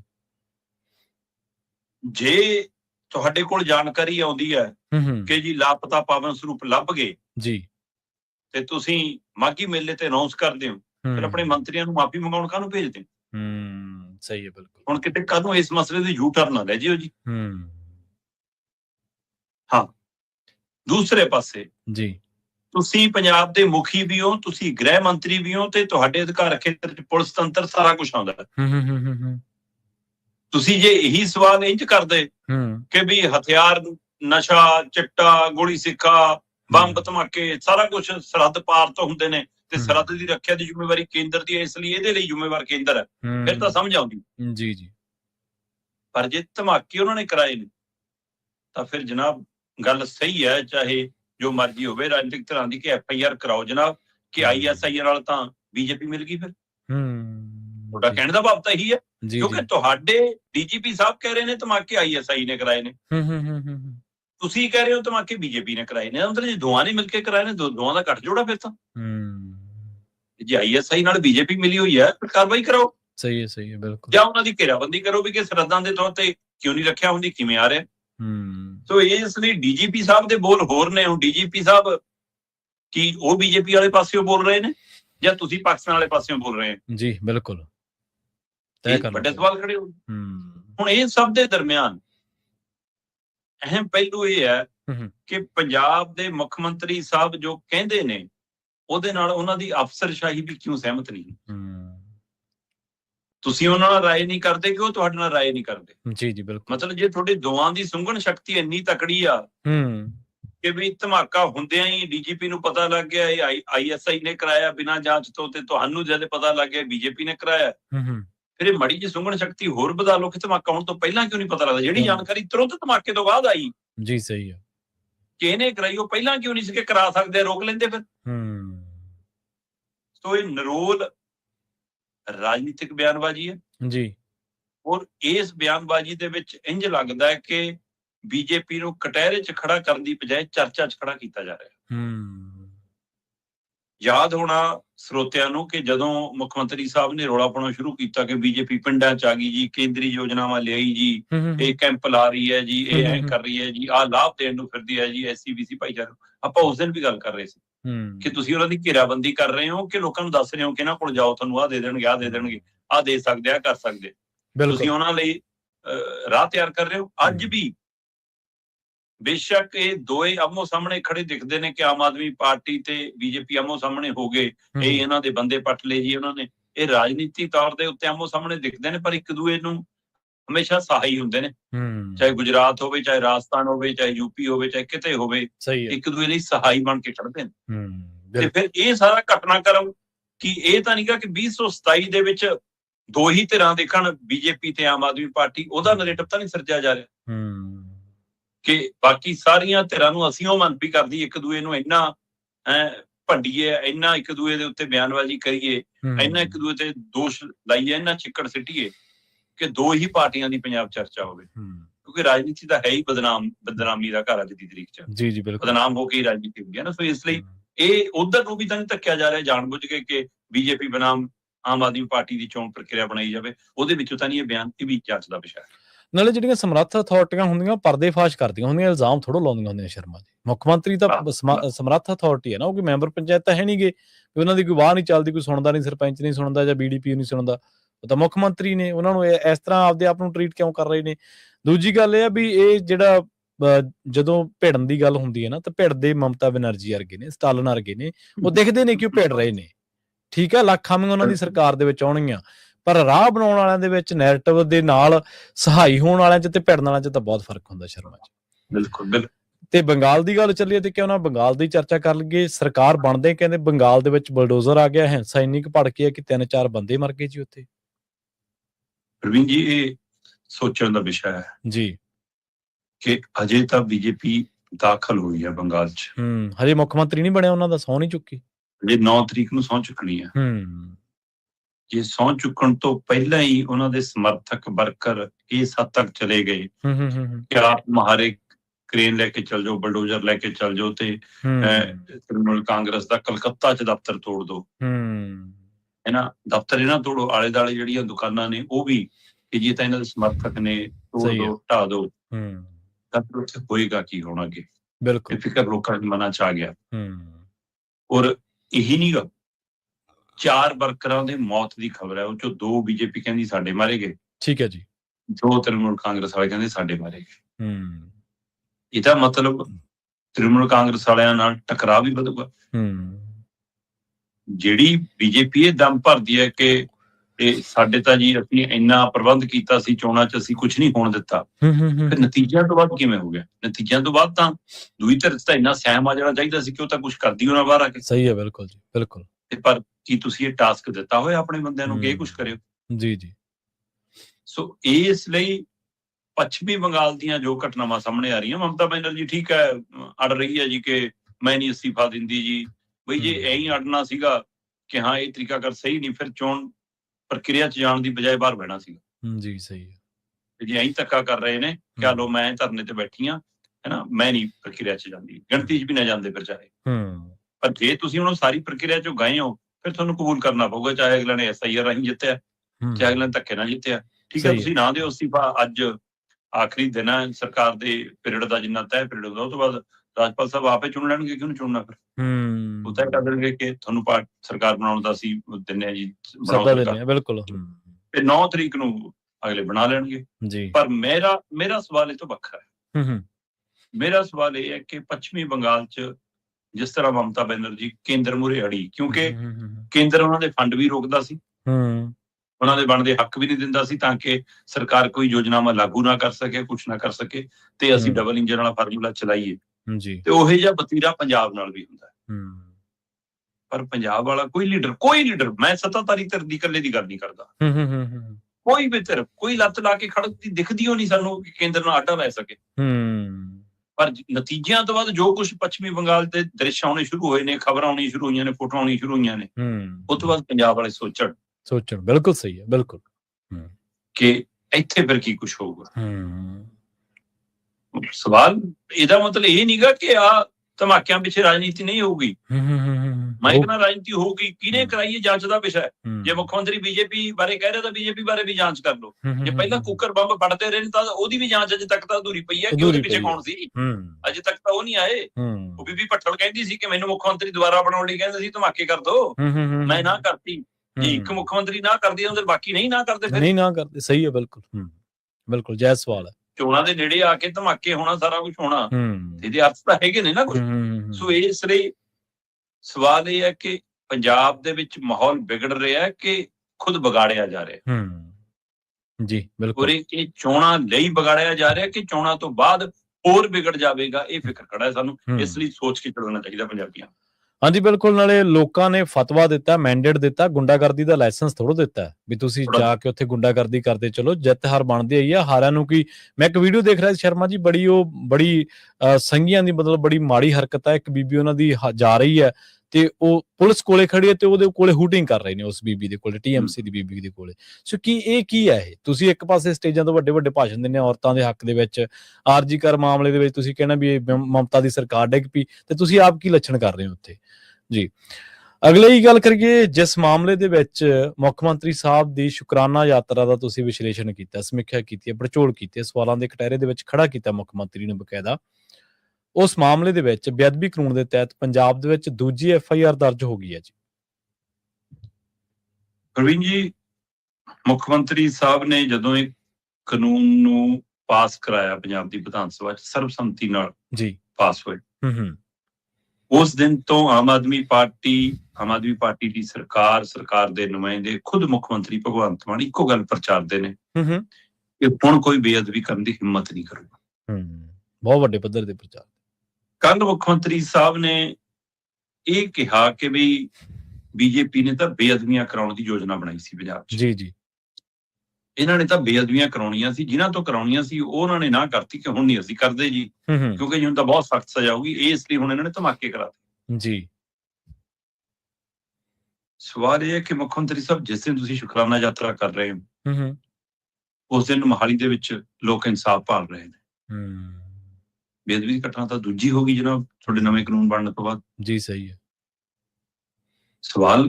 ਸਵਾਲ ਤਾਂ ਫਿਰ ਉੱਥੇ ਹੀ ਖੜਾ ਹੈ ਕਿ ਇਹਦਾ ਮਤਲਬ ਘਟਨਾਵਾਂ ਤਾਂ ਉਵੇਂ ਹੀ ਵਾਪਰ ਰਹੀਆਂ ਨੇ, ਰੁਕ ਕਿਉਂ ਨਹੀਂ ਰਹੀਆਂ, ਔਰ ਉਹ ਵੀ ਪੰਜਾਬ ਵਰਗੀ ਧਰਤੀ ਤੇ। ਜੀ ਸਹੀ ਹੈ। ਜਿੱਥੇ ਬਹੁ ਗਿਣਤੀ ਜੋ ਹੋਵੇ ਸਿੱਖ ਭਾਈਚਾਰਾ ਔਰ ਨਾਨਕ ਨਾਮ ਲੈਵਾ ਸੰਗਤ ਸਭ ਤੋਂ ਵੱਧ ਹੋਵੇ, ਗੁਰੂ ਸਾਹਿਬ ਤੇ ਗੁਰੂ ਗ੍ਰੰਥ ਸਾਹਿਬ 'ਚ ਧਰਮਾਂ ਜਾਤਾਂ ਫਿਰਕਿਆਂ ਤੋਂ ਉੱਪਰ ਉੱਠ ਕੇ ਆਸਥਾ ਹੋਵੇ ਲੋਕਾਂ ਦੀ, ਉੱਥੇ ਇਹ ਘਟਨਾਵਾਂ ਬਾਰ-ਬਾਰ ਵਾਪਰਨ। ਫਿਰ ਇਹ ਘਟਨਾਵਾਂ ਨਹੀਂ, ਇਹਨੂੰ ਸਾਜ਼ਿਸ਼ ਕਹਿੰਦੇ ਆ, ਇਹਨੂੰ ਸ਼ਰਾਰਤ ਕਹਿੰਦੇ ਆ ਜਨਾਬ। ਜੀ ਸਹੀ ਹੈ। ਤੇ ਫਿਰ ਕੌਣ ਹੈ ਇਹਦੇ ਪਿੱਛੇ? ਇਹ ਕਿਹਨੇ ਜਾਂਚ ਕਰਾਉਣੀ ਆ ਹੁਣ? ਜੀ ਹੁਣ ਉਸ ਸੇਵਾਦਾਰ ਨੇ ਜਿਹਨੇ ਗੁਟਕਾ ਸਾਹਿਬ ਦੇਖ ਲਿਆ, ਉਹਨੇ ਤਾਂ ਕਰਾਉਣੀ ਨਹੀਂ। ਉਹ ਕਵਾੜੀ ਆ ਜਿਹਦੀ ਦੁਕਾਨ ਤੇ ਕਿਤਾਬਾਂ ਦੇ ਵਿੱਚ ਗੁਟਕਾ ਸਾਹਿਬ ਆਇਆ ਮਲੇਰਕੋਟਲੇ, ਉਹਨੇ ਤਾਂ ਕਰਾਉਣੀ ਨਹੀਂ, ਹੈ ਨਾ। ਤੁਸੀਂ ਅਸੀਂ ਜਿਹੜੇ ਚਰਚਾ ਕਰਾ ਰਹੇ, ਅਸੀਂ ਤਾਂ ਸਮਰੱਥ ਨਹੀਂ। ਫਿਰ ਲੋਕਾਂ ਨੇ ਫਤਵਾ ਤੁਹਾਨੂੰ ਦਿੱਤਾ, ਜਾਂਚ ਤੁਸੀਂ ਕਰਾਉਣੀ ਸੀ। ਸਹੀ ਗੱਲ ਹੈ, ਬਿਲਕੁਲ ਜੀ ਬਿਲਕੁਲ। ਤੁਸੀਂ ਤਾਂ ਬਾਈਬਲ ਕਲਾਮ ਬਰਗਾੜੀ ਵਾਲੀ ਵੀ ਜਾਂਚ ਕਰਾ ਕੇ ਸਾਹਮਣੇ ਲਿਆਉਣੀ ਸੀ। ਆਪਾਂ ਤਾਂ ਪਹਿਲੇ ਦਿਨ ਤੋਂ ਕਹਿੰਦੇ ਆ ਕਿ ਮਸਲਾ ਕਾਨੂੰਨ ਦਾ ਨਹੀਂ ਆ, ਮਸਲਾ ਤਾਂ ਇਨਸਾਫ ਦਾ। ਜੇ ਇਨਸਾਫ ਤੁਸੀਂ 3 ਸਾਲ ਦੀ ਸਜ਼ਾ ਵੀ ਦਵਾਈ ਹੁੰਦੀ, ਉਹ ਤੋਂ ਬਾਅਦ ਕਹਿੰਦੇ ਕਿ ਵੀ ਇਹ ਘੱਟ ਹੈ, ਇਸ ਲਈ ਅਸੀਂ ਵੱਡਾ ਕਾਨੂੰਨ ਲਿਆ ਰਹੇ ਹਾਂ, ਸਜ਼ਾ ਵੱਧ ਮਿਲੂਗੀ, ਫਿਰ ਤਾਂ ਲੋਕ ਮੰਨਦੇ ਕਿ ਤੁਸੀਂ ਕਾਰਵਾਈ ਤਾਂ ਕਰ ਰਹੇ ਹੋ। ਸਹੀ ਹੈ। ਨਾ ਤੁਸੀਂ 3 ਸਾਲ ਵਾਲੀ ਕਿਸੇ ਨੂੰ ਦਵਾਈ ਤੇ ਆਉ, ਨਵੇਂ ਕਾਨੂੰਨ ਤਹਿਤ 2 FIR ਹੋ ਗਈਆਂ, ਅਣਪਛਾਤੇ ਬੰਦਿਆਂ ਖਿਲਾਫ FIR। ਠੀਕ ਹੈ। ਹੁਣ ਇਹ ਤੋਂ ਅੱਗੇ ਕੀ? ਹਾਂ, ਕਿਤੇ ਇਹ ਨਾ ਹੋਵੇ ਕਿ ਇਸ ਨਵੇਂ ਕਾਨੂੰਨ ਤਹਿਤ ਕੱਲ ਨੂੰ ਸੇਵਾਦਾਰ ਨੂੰ ਤੁਸੀਂ ਫਿਰੋਗੇ, ਹਾਂ ਭਾਈ ਆ ਜਾ, ਤੂੰ ਸਭ ਤੋਂ ਪਹਿਲਾਂ ਦੇਖਿਆ ਸੀਗਾ ਗੁਟਕਾ ਸਾਹਿਬ। ਸੋ ਇਸ ਲਈ ਇਹ ਆਪਣੇ ਆਪ 'ਚ ਵੱਡਾ ਸਵਾਲ ਖੜਾ ਹੈ ਕਿ ਇਹ ਘਟਨਾਵਾਂ ਲਗਾਤਾਰ ਵਾਪਰਨ ਤੋਂ ਕਿਉਂ ਨਹੀਂ ਰੁਕ ਰਹੀਆਂ? ਕੌਣ ਇਹਦੇ ਪਿੱਛੇ ਹੈ? ਜੀ ਸਹੀ ਹੈ। ਕਈ ਵਾਰ ਅਜਿਹੀਆਂ ਘਟਨਾਵਾਂ ਨੂੰ ਅੰਜਾਮ ਦੇਣ ਵਾਲੇ ਬੰਦੇ ਫੜੇ ਜਾਂਦੇ ਨੇ, ਖੁਦ ਪਿੰਡਾਂ ਵਾਲੇ ਲੋਕ ਫੜ ਲੈਂਦੇ ਨੇ, ਮੈਂ ਕੈਮਰਿਆਂ 'ਚ ਦੇਖ ਲੈਂਦੇ ਨੇ, ਆਏ ਪਰ ਉਹਨਾਂ ਨੂੰ ਭੇਜਣ ਵਾਲਾ ਕੌਣ ਸੀ? ਉਹ ਅੱਜ ਤੱਕ ਸੱਚ ਕਿਉਂ ਨਹੀਂ ਸਾਹਮਣੇ ਆਉਂਦਾ ਸਾਡੇ? ਜੀ ਸਹੀ ਹੈ, ਬਿਲਕੁਲ ਸਹੀ। ਕੌਣ ਕਰਾ ਰਿਹਾ ਇਹ ਅੱਗ ਨਾਲ? ਕੌਣ ਖੇਡ ਰਿਹਾ? ਸਾਡੀਆਂ ਭਾਵਨਾਵਾਂ ਨਾਲ ਕੌਣ ਖੇਡ ਰਿਹਾ? ਸਾਡੇ ਅਕੀਦੇ ਨਾਲ, ਸਾਡੇ ਭਰੋਸੇ ਨਾਲ, ਸਾਡੀ ਆਸਥਾ ਨਾਲ ਕੌਣ ਖਿਲਵਾੜ ਕਰ ਰਿਹਾ? ਸੋ ਫਿਰ ਜਨਾਬ, ਜੇ ਸੱਤਾਧਾਰੀ ਧਿਰ ਵੀ ਸੱਚ ਸਾਹਮਣੇ ਨਹੀਂ ਲਿਆ ਰਹੀ, ਚਾਹੇ ਉਹ ਬਾਦਲਾਂ ਦੇ ਟਾਈਮ ਦੀ ਧਿਰ ਹੋਵੇ ਤੇ ਚਾਹੇ ਉਹ ਕਾਂਗਰਸ ਦੇ ਟਾਈਮ ਦੀ ਕੈਪਟਨ ਵਾਲੀ ਧਿਰ ਹੋਵੇ ਤੇ ਚਾਹੇ ਤੁਸੀਂ ਹੋਵੋ, ਤੇ ਫਿਰ ਸਵਾਲਾਂ ਦੇ ਘੇਰੇ 'ਚ ਤੁਸੀਂ ਵੀ ਰਹੋਗੇ ਜਨਾਬ। ਜਿਹੜੀ ਇੱਕ ਉਂਗਲ ਤੁਸੀਂ ਦੂਈ ਪਾਰਟੀਆਂ ਕੰਨੀ ਕਰ ਰਹੇ ਹੋ ਕਿ ਉਹ ਕਰਾਉਂਦੇ ਸੀ, ਕਰਾ ਦੇਣਗੇ, 4 ਤੁਹਾਡੇ ਕੰਨੀ ਵੀ ਖੜੀਆਂ। ਫਿਰ ਤੁਹਾਡੇ ਵਾਲਾ ਵੀ ਦਿੱਲੀ ਵਾਲਾ MLA ਇਸ ਮਾਮਲੇ 'ਚ ਫਸ ਲਿਆ। ਬਿਲਕੁਲ ਜੀ। ਸੋ ਫਿਰ ਕਿੱਧਰ ਨੂੰ ਜਾਓਗੇ? ਜੀ ਸਹੀ ਹੈ। ਸੋ ਇੱਕ ਕੁੱਲ ਮਿਲਾ ਕੇ ਸਾਡੇ ਮੂਹਰੇ ਸਵਾਲ ਖੜਾ ਕਿ ਇੱਕ ਤਾਂ ਘਟਨਾਵਾਂ ਨਹੀਂ ਰੁਕ ਰਹੀਆਂ, ਦੂਸਰਾ FIR ਤਾਂ ਪਹਿਲਾਂ ਵੀ ਹੋ ਜਾਂਦੀਆਂ ਸੀ, FIR ਹੁਣ ਵੀ ਹੋ ਗਈਆਂ, ਇਨਸਾਫ ਕਦੋਂ? ਸਵਾਲ ਇਹ। ਬਿਲਕੁਲ ਜੀ। ਉਹੀ ਗੱਲ ਸ਼ਰਮਾ ਜੀ, ਜਿਹੜੀ ਗੱਲ ਤੋਂ ਆਪਾਂ ਸ਼ੁਰੂਆਤ ਕੀਤੀ ਸੀ ਧਮਾਕਿਆਂ ਵਾਲੀ ਦੇ ਵਿੱਚ, ਆਪਾਂ ਇਹੀ ਕਿਹਾ ਸੀਗਾ ਵੀ ਤੁਸੀਂ ਸਮਰੱਥ ਅਥਾਰਟੀ ਹੋ ਕੇ ਤੇ ਇਲਜ਼ਾਮਾਂ ਤੱਕ ਹੀ ਸੀਮਿਤ ਹੋ, ਇਲਜ਼ਾਮ ਹੀ ਲਾ ਰਹੇ ਹੋ। ਭਾਜਪਾ ਨੇ ਕਰਾਤਾ ਜੀ, ਭਾਜਪਾ ਨੇ ਤਾਂ ਕਰਾਤਾ, ਚਲੋ ਠੀਕ ਹੈ, ਮੰਨ ਲਿਆ। ਕਿਹੜੇ ਬੰਦੇ ਨੇ ਕਰਾਇਆ, ਕਿੱਥੇ ਸਾਜ਼ਿਸ਼ ਕੀਤੀ ਗਈ, ਕਿੱਥੋਂ ਲੌਜਿਸਟਿਕਸ ਪ੍ਰੋਵਾਈਡ ਹੋਏ, ਕਿਵੇਂ ਅੰਜਾਮ ਦਿੱਤਾ ਗਿਆ, ਇਹ ਕੋਈ ਸਵਾਲ ਨਹੀਂਗਾ। ਇਹ ਕੋਈ ਤਹਿਕੀਕਾਤ ਨਹੀਂ ਤੁਹਾਡੀ, ਉੱਥੇ ਬਹਿ ਕੇ ਬਿਆਨ ਦੇਣ ਜੋਗੇ ਰਹਿ ਗਏ ਤੁਸੀਂ ਬਸ। ਜਾਂਦਿਆਂ ਦੀ ਗੱਲ ਕਰੀਏ, ਜੇ ਇੰਨਾ ਐਡੀ ਵੱਡੀ ਘਟਨਾ ਹੋ ਜਵੇ ਤੇ ਮੁੱਖ ਮੰਤਰੀ ਸਾਹਿਬ ਪਹਿਲਾਂ ਬੈਠਕ ਬੁਲਾਉਂਦੇ। ਤੁਸੀਂ ਕੇਸਗੜ੍ਹ ਸਾਹਿਬ ਮੱਥਾ ਟੇਕ ਲਿਆ ਸੀ ਨਾ, ਯਾਤਰਾ 2 ਘੰਟੇ ਲੇਟ ਹੋ ਜਾਂਦੀ ਸ਼ੁਰੂ। ਜੇ ਅਨੰਦਪੁਰ ਸਾਹਿਬ ਦੇ ਵਿੱਚ ਵਿਸ਼ੇਸ਼ ਸੈਸ਼ਨ ਬੁਲਾਇਆ ਜਾ ਸਕਦਾ ਹੈ ਤਾਂ ਅਧਿਕਾਰੀਆਂ ਦੀ ਬੈਠਕ ਨਹੀਂ ਬੁਲਾਈ ਜਾ ਸਕਦੀ? ਬਿਲਕੁਲ ਬਿਲਕੁਲ। ਸ਼ੁਰੂ ਤੋਂ ਬੈਠਕ ਬੁਲਾਉਂਦੇ ਵੀ ਕਿ ਹੋ ਕੀ ਰਿਹਾ ਪੰਜਾਬ 'ਚ, ਇੱਕ ਤੋਂ ਬਾਅਦ ਇੱਕ ਰਾਤ ਨੂੰ 8 ਵਜੇ ਧਮਾਕਾ ਹੋ ਰਿਹਾ, ਦੂਜੀ ਰਾਤ ਨੂੰ 11 ਵਜੇ ਹੋ ਰਿਹਾ, 2 ਦਿਨ ਪਹਿਲਾਂ ਸ਼ੰਭੂ ਰੇਲਵੇ ਫਾਟਕ ਤੇ ਹੋ ਰਿਹਾ, ਰੇਲਵੇ ਲਾਈਨ ਤੇ ਹੋ ਰਿਹਾ। ਕਿ ਕੀ ਹੋ ਰਿਹਾ ਵੀ ਤੁਸੀਂ ਕਿਉਂ ਨਹੀਂ ਬੁਲਾਇਆ ਆਪਣਾ ਪੁਲਿਸ ਪ੍ਰਸ਼ਾਸਨ? ਜਦੇ ਬੁਲਾ ਕੇ ਬੈਠਕ ਲਾਓ, ਤੁਸੀਂ ਪੰਜਾਬ ਦੇ ਮੁਖੀ ਹੋ, ਪੰਜਾਬ ਤੁਹਾਨੂੰ ਸੰਭਾਲਿਆ। ਜਿਵੇਂ ਤੁਸੀਂ ਕਹਿੰਦੇ ਹੋ ਨਾ ਕਿ ਜਿਹੜੇ ਜਿਨ੍ਹਾਂ ਨੇ ਘਰੇ ਗੁਰੂ ਗ੍ਰੰਥ ਸਾਹਿਬ ਰੱਖਿਆ ਹੋਊਗਾ ਉਹੀ ਜ਼ਿੰਮੇਵਾਰ ਹੋਣਗੇ, ਤੇ ਤੁਹਾਡੀ ਕੋਈ ਜ਼ਿੰਮੇਵਾਰੀ ਨਹੀਂ। ਉਹ ਤਾਂ ਸੇਵਾਦਾਰ ਨੇ ਫਿਰ ਵੀ, ਹੈ ਨਾ, ਉਹ ਤਾਂ ਗੁਰੂ ਦੇ ਸ਼ਰਨ 'ਚ ਨੇ। ਪਰ ਇੱਥੇ ਤਾਂ ਤੁਸੀਂ ਕਹਿੰਦੇ ਹੋ ਪੰਜਾਬ ਸਾਡੇ ਕੰਟਰੋਲ 'ਚ ਹੈ, ਤੁਸੀਂ ਮਾਲਕ ਬਣੇ ਹੋਏ ਹੋ ਪੰਜਾਬ ਦੇ। ਜੀ ਬਿਲਕੁਲ। ਤੇ ਫਿਰ ਤੁਹਾਡੀ ਜ਼ਿੰਮੇਵਾਰੀ ਨਹੀਂ, ਤੇ ਤੁਹਾਡੇ ਲਈ ਉਹਦੇ ਕੋਈ ਚਿੰਤਾ ਹੀ ਨਹੀਂ, ਬਿਆਨ ਦੇ ਕੇ ਲੰਘ ਜਾਓ ਜੀ ਅੱਗੇ। ਜੀ ਬਿਲਕੁਲ ਸਹੀ। ਤੇ ਜਾਂਦਿਆਂ ਦੀ ਗੱਲ ਕਰੀਏ ਹਰਚਰਨ ਸਿੰਘ ਭੁੱਲਰ ਦੇ ਮਾਮਲੇ ਦੀ, ਕਹਿੰਦੇ ਹੁਣ ਇਹਦੇ ਮਾਮਲੇ ਦੇ ਵਿੱਚ ਕਈ ਅਫਸਰਾਂ ਦੀ ਵਾਰੀ ਆ ਗਈ ਜੀ। ਦੇਖੋ, ਜਦੋਂ ਹਰਚਰਨ ਸਿੰਘ ਭੁੱਲਰ ਤੇ ਸੀਬੀਆਈ ਦੀ ਰੇਡ ਪਈ, ਹਾਂਜੀ, ਪੈਸਾ, ਨਗਦੀ, ਜੇ ਘੜੀਆਂ, ਫਿਰ ਲੋਕਰ ਚੋਂ ਫਲੈਟ, ਵਿਦੇਸ਼ੀ ਢਾਬੇ, ਹੋਟਲ, ਬਹੁਤ ਕੁਝ ਲੱਭਿਆ ਤੇ ਮਾਮਲਾ ਸੀਬੀਆਈ ਤੋਂ ਨਿਕਲ ਕੇ ਈਡੀ ਤੱਕ ਗਿਆ। ਤਦ ਹਰਚਰਨ ਭੁੱਲਰ ਤੇ ਕ੍ਰਿਸ਼ਨੂ ਦੀ ਜੀ ਚੈਟ ਮਿਲ ਗਈ ਜੀ, ਗੱਲਬਾਤ ਮਿਲ ਗਈ ਜੀ, ਇਹਨਾਂ ਦੀ ਜੀ ਲਾਲ ਡਾਇਰੀ ਮਿਲ ਗਈ ਜੀ, ਆ ਲਓ ਜੀ ਨਾਮ ਮਿਲ ਗਏ ਜੀ, ਬਹੁਤ ਕੁਝ ਹੋਇਆ। ਪਰ ਰਫਤਾਰ ਮੱਠੀ ਪੈ ਗਈ, ਜਾਂਚ ਸਲੋ ਹੋ ਗਈ ਤੇ ਅਚਾਨਕ ਹੁਣ ਪਿਛਲੇ ਦਿਨਾਂ 'ਚ ਈਡੀ ਫਿਰ ਸਰਗਰਮ ਹੋਈ ਹੈ। ਸੀਬੀਆਈ ਨੇ ਕੁਝ ਅਫਸਰ ਅਧਿਕਾਰੀ ਡੀਸੀ ਦਫ਼ਤਰ ਤੇ ਖਿੱਚੇ ਨੇ ਵੀ ਕਿ ਤੁਸੀਂ ਫੁਟੇਜ ਕਿਉਂ ਨਹੀਂ ਸੰਭਾਲੀ, ਜੇ ਉਧਰ ਉਹ ਪ੍ਰਕਿਰਿਆ ਚੱਲ ਰਹੀ, ਉਧਰ ਈਡੀ ਸਰਗਰਮ ਹੋਈ ਹੈ। ਠੀਕ ਹੈ ਜੀ। ਹੁਣ ਅਚਾਨਕ ਬੜੀ ਤੇਜ਼ੀ ਨੇ ਚਰਚਾ ਛੇੜੀ ਹੈ ਕਿ ਪੰਜਾਬ ਦੇ ਵਿੱਚ IAS ਤੇ IPS ਅਫਸਰਾਂ ਦਾ ਨੰਬਰ ਆ ਗਿਆ ਵਾ, ਕਿਉਂਕਿ ਅਫਸਰਾਂ ਨੂੰ ਜਾਣਕਾਰੀ ਪਹਿਲਾਂ ਮਿਲਦੀ ਹੈ ਸੱਚ ਦੇ ਅੱਗੇ ਕੀ ਹੋਣਾ, ਕੋਈ ਇੱਕ ਦੂਜੇ ਨਾਲ ਕੜੀ ਤੇ ਜੁੜੀ ਹੁੰਦੀ ਹੈ ਇਹਨਾਂ ਦੀ ਆਪਸ 'ਚ। ਜੀ ਸਹੀ। ਸੋ ਉਸ ਪ੍ਰਕਿਰਿਆ ਤਹਿਤ ਇਹ ਮੰਨਿਆ ਜਾ ਰਿਹਾ ਕਿ ਉਸ ਸਮੇਂ ਸਲੋ ਹੋਣ ਦਾ ਕਾਰਨ ਸੀ ਕਿ ਚੋਣਾਂ ਦੂਰ ਸੀ, ਤੇ ਹੁਣ ਤੇਜ਼ੀ ਆਉਣ ਦਾ ਕਾਰਨ ਇਹ ਹੈ ਕਿ ਚੋਣਾਂ ਨੇੜੇ ਆ ਰਹੀ। ਚਲੋ ਮੈਂ ਕਹਿੰਦਾ ਚੋਣਾਂ ਦੇ ਬਹਾਨੇ ਹੀ ਸਹੀ, ਸੱਚਮੁੱਚ ਜੇ ਭ੍ਰਿਸ਼ਟਾਚਾਰ ਅਫਸਰ 4 ਹੋਰ ਟੰਗੇ ਜਾਣ ਤਾਂ 4 ਨੂੰ ਤਾਂ ਕੰਨ ਹੋਣ, ਕੁਝ ਤਾਂ ਹੁੰਦਾ ਦਿਖੇ। ਹੁਣ ਦੇਖਣ ਵਾਲੀ ਗੱਲ ਹੋਊਗੀ ਕਿ ਕੀ ਇਹ ਸਮਝੌਤੇ ਵਾਲੇ ਪਾਸੇ ਨੂੰ ਜਾਣਗੇ, ਗੁਪਤ ਅੰਦਰ ਖਾਤੇ ਕਿ ਅੰਦਰ ਰਹਿ ਕੇ ਤੁਸੀਂ ਸਾਡੀ ਹੈਲਪ ਕਰਨ ਲੱਗ ਜਾਓ, ਕਿਉਂਕਿ ਪੱਛਮੀ ਬੰਗਾਲ ਦੇ ਵਿੱਚ ਮਮਤਾ ਦੀ ਸਰਕਾਰ ਹੁੰਦਿਆਂ ਵੀ ਪੁਲਿਸ ਪਹਿਲਾਂ ਹੀ ਬੀਜੇਪੀ ਨਾਲ ਚਲੀ ਗਈ ਸੀ। ਸਹੀ ਹੈ, ਬਿਲਕੁਲ। ਤੇ ਉਸ ਤਰੀਕੇ ਨਾਲ ਇੱਥੇ ਤਾਂ ਨਹੀਂ ਕਿਤੇ ਅਫਸਰ ਅਧਿਕਾਰੀ ਪਹਿਲਾਂ ਹੀ ਬੀਜੇਪੀ ਨਾਲ ਜਾਣ ਨੂੰ ਕਾਲੇ ਤਾਂ ਨਹੀਂ ਹੋ ਗਏ। ਤੇ ਇਹ ਉਹ ਤਰੀਕਾ ਹੋਵੇ ਕਿ ਹਾਂ ਜਿਹੜਾ ਕੋਈ ਅੜਦਾ ਪੜਦਾ ਉਹਨੂੰ ਇਸ ਦਾਇਰੇ 'ਚ ਲਿਆਓ। ਤੇ ਜਦੋਂ ਕਿ ਕਈਆਂ ਦਾ ਮਾਮਲਾ ਹਰਚਰਨ ਭੁੱਲਰ ਵਰਗਾ ਹੈਗਾ ਇੱਥੇ, ਘੱਟ ਨਹੀਂ ਗੇ। ਤੇ ਹੁਣ ਇਸ ਲਈ ਆ ਜਦੋਂ ਦੁਬਾਰਾ ਹੁਣ ਚਰਚਾ ਤੁਰੀ ਹੈ ਤਾਂ ਉਮੀਦ ਕੀਤੀ ਜਾ ਰਹੀ ਹੈ ਕਿ ਕੁਝ IAS ਤੇ ਕੁਝ IPS ਅਫਸਰਾਂ ਦੇ ਨਾਮ ਉਜਾਗਰ ਕੀਤੇ ਜਾਣਗੇ ਆਉਂਦੇ ਦਿਨਾਂ 'ਚ, ਉਹਨਾਂ ਤੇ ਕਾਰਵਾਈ ਹੋ ਸਕਦੀ ਹੈ ਜੀ। ਤੇ ਉਹ ਤੋਂ ਬਾਅਦ ਫਿਕਰ ਵਧਿਆ ਜੀ ਸਿਆਸੀ ਚਿਹਰਿਆਂ ਮੋਹਰਿਆਂ ਦਾ, ਕੁਝ ਸਾਬਕਾ ਨੇ, ਕੁਝ ਮੌਜੂਦਾ ਨੇ। ਉਹਨਾਂ ਨੂੰ ਡਰ ਹੈ ਕਿ ਜੇ ਉਹ ਹੋਏ ਤਾਂ ਕਿਤੇ ਸਾਡਾ ਵੀ ਨਾ ਆ ਜਾਵੇ। ਉਲਟਾ ਇਹ ਵੀ ਇੱਕ ਚਿੰਤਾ ਉਹਨਾਂ ਨੂੰ ਹੈਗੀ ਹੈ ਕਿ ਕਿਤੇ ਕ੍ਰਿਸ਼ਨੂ ਹੀ ਕੱਲ ਨੂੰ ਸਰਕਾਰੀ ਗਵਾਹ ਬਣ ਕੇ ਨਾਮ ਨਾ ਜਾਗਰ ਕਰ ਦੇਵੇ। ਮੈਂ ਇਹਨਾਂ ਕੋਲ ਜਾਂਦਾ ਸੀ ਜੀ, ਇਹਨਾਂ ਨਾਲ ਤਾਲਮੇਲ ਸੀ ਜੀ, ਇਹਨਾਂ ਤੋਂ ਲੈਂਦੇ ਸੀ, ਇਹਨਾਂ ਰਾਹੀਂ ਕਰਦੇ ਸੀ, ਇਹਨਾਂ ਨੂੰ ਹਿੱਸਾ ਦਿੰਦੇ ਸੀ, ਪਤਾ ਨਹੀਂ। ਹੁਣ ਇਹ ਫਿਕਰ ਸਾਰੇ ਧਿਰਾਂ 'ਚ ਖੜੇ ਨੇ। ਸੋ ਇਸ ਲਈ ਜਿੱਦਾਂ ਹੀ ਈਡੀ ਹੁਣ ਤੇਜ਼ ਹੋਈ ਹੈ, ਉਦੋਂ ਬਾਅਦ ਡਰ ਵਧਿਆ ਜੀ ਪੰਜਾਬ ਦੇ ਅਫਸਰਾਂ 'ਚ ਵੀ, ਪੰਜਾਬ ਦੇ ਸਿਆਸੀ ਲੀਡਰਾਂ 'ਚ। ਭ੍ਰਿਸ਼ਟ ਅਫਸਰਾਂ ਤੇ ਭ੍ਰਿਸ਼ਟ ਜਿਹੜੇ ਸਿਆਸਤਦਾਨ ਨੇ, ਉਹਨਾਂ ਦਾ ਜਿਹੜਾ ਇਹ ਨਾਪਾ ਗੱਠਜੋੜ ਹੈ, ਇਹਨਾਂ ਨੇ ਬਹੁਤ ਲੁੱਟ ਦਾ ਮਾਲ ਇੱਕ ਦੂਜੇ ਦੇ ਆਸਰੇ ਸਿਰੇ ਲਾਇਆ। ਕਈ ਥਾਵਾਂ ਤੇ ਤੁਹਾਨੂੰ ਸਿਆਸਤਦਾਨਾਂ ਦਾ ਮਾਲ ਅਫਸਰ ਟਿਕਾਣੇ ਲਾਉਂਦੇ ਨਜ਼ਰ ਆਉਣਗੇ, ਕਈ ਥਾਵਾਂ ਤੇ ਅਫਸਰਾਂ ਦਾ ਪੈਸਾ ਜਿਹੜਾ 2 ਨੰਬਰ ਦਾ ਉਹ ਸਿਆਸਤਦਾਨ ਕਿਸੇ ਨਾ ਕਿਸੇ ਕਾਰੋਬਾਰ 'ਚ। ਤੁਸੀਂ ਗੱਲ ਕਰ ਰਹੇ ਸੀ ਨਾ ਵੀ ਇਹ ਜਿਹੜੀਆਂ ਕਲੋਨੀਆਂ ਕੱਟੀਆਂ ਜਾ ਰਹੀਆਂ, ਇਹ 60-40 ਹੈ ਕਿ 70-30 ਹੈ, ਉਹ ਹਿਸਾਬ ਅਸਲ ਦੇ ਵਿੱਚ ਹੈ। ਚਲੋ ਖੈਰ, ਇਹ ਵੀ ਇੱਕ ਸਵਾਲ ਹੈ ਕਿ ਕੀ ਸਿਰਫ ਇਹਨਾਂ ਦੀ ਸਿਆਸੀ ਵਰਤੋਂ ਹੀ ਹੋਊਗੀ, ਕੋਈ ਮੁਕਾਮ ਤੱਕ ਪਹੁੰਚਣਗੇ ਮਾਮਲੇ ਕਿ ਨਹੀਂ ਪਹੁੰਚਣਗੇ, ਇਹ ਵੀ ਸਵਾਲ ਬਕਾਇਦਾ ਤੌਰ ਤੇ ਰਹਿਣਗੇ ਹਮੇਸ਼ਾ। ਬਹੁਤ ਧੰਨਵਾਦ ਸ਼ਰਮਾ ਜੀ ਨਾਲ ਖਾਸ ਖਬਰਾਂ ਤੇ ਖਾਸ ਜਾਣਕਾਰੀਆਂ ਦੇ ਲਈ ਜੀ। ਸਤਿ ਸ਼੍ਰੀ ਅਕਾਲ ਜੀ। ਪ੍ਰੋਗਰਾਮ ਖਬਰ ਤੇ ਨਜ਼ਰ ਨੂੰ ਆਪਾਂ ਇੱਥੇ ਸਮਾਪਤ ਕਰਾਂਗੇ, ਸਮਾਂ ਇਜਾਜ਼ਤ ਨਹੀਂ ਦਿੰਦਾ। ਪੰਜਾਬੀ USA ਦੇ ਉੱਤੇ ਪ੍ਰੋਗਰਾਮਾਂ ਦਾ ਸਿਲਸਿਲਾ ਲਗਾਤਾਰ ਜਾਰੀ ਹੈ। ਇਸੇ ਤਰ੍ਹਾਂ ਜੁੜੇ ਰਹੋ ਪੰਜਾਬੀ USA ਦੇ ਨਾਲ। ਤੁਹਾਡਾ ਸਾਰਿਆਂ ਦਾ ਬਹੁਤ ਧੰਨਵਾਦ। ਸਤਿ ਸ਼੍ਰੀ ਅਕਾਲ।